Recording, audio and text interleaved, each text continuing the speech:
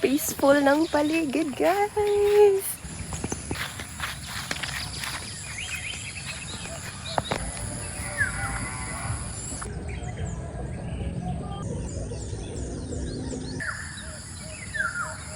Good morning, guys! I'm just so grateful and happy to wake up with this kind of view. Sobrang green ng paligid, sobrang tahimik ng paligid. And yung sunrise, and yung mga baka natin dyan sa likod. And I'm just walking around dito sa labas ng bahay namin. Kung nagtataka kayo saan yung bahay namin, ayun guys. Yung red na yun, kung nakikita niyo. And anyway, I'm just walking around and I'm just so grateful and happy to wake up with this kind of view from someone na nag-move sa city to chase my dreams, mag-work just to provide for the family. And right now, I moved back here sa Bicol, dito sa province namin, dito sa bahay namin. And today, I just feel like filming another YouTube video just to document myself. No fancy music, nakagising ko lang, walang makeup. And I just want to share this kind of morning sa inyong lahat, Maybe you're someone working hard in the city. I don't know where you are right now. Maybe sa ibang bansa.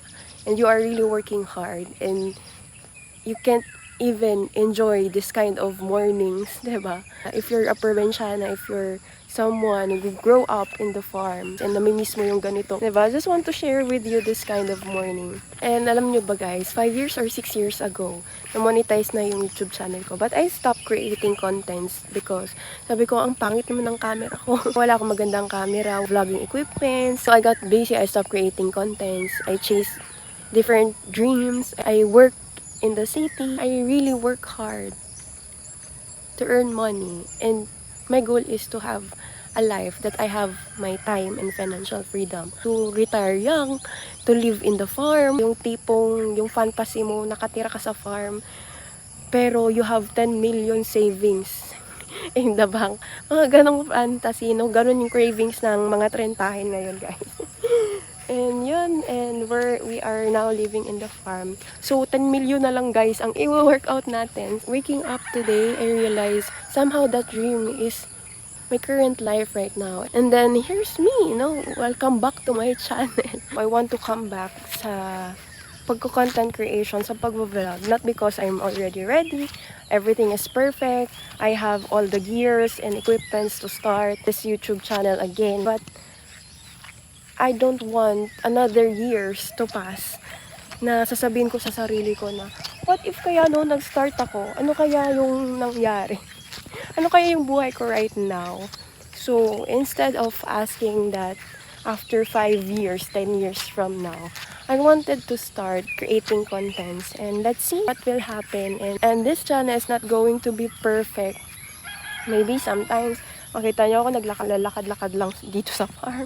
I'm sharing family moments, farm life. Maybe sometimes I'm talking about network, business, or maybe I'm sharing some of the products that I love. Or maybe sometimes I'll bring you sa pag-hustle ko in times that I'm failing and winning in life. Let's see where it will lead us, it will bring us.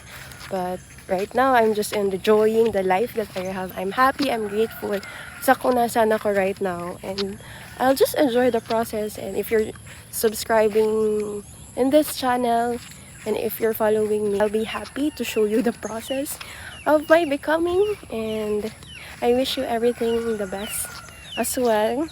If you're someone still building your life and still building the dream that you wanted, and nakita mo tong video na to, and you feel na, parang ako siya, I'm still figuring things out.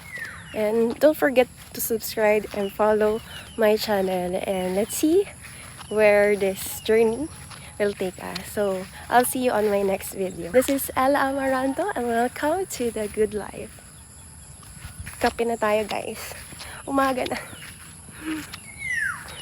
Papakain na yung tatay ko ng baboy niya doon. And maybe soon I'll tour you around dito sa aming mini farmhouse.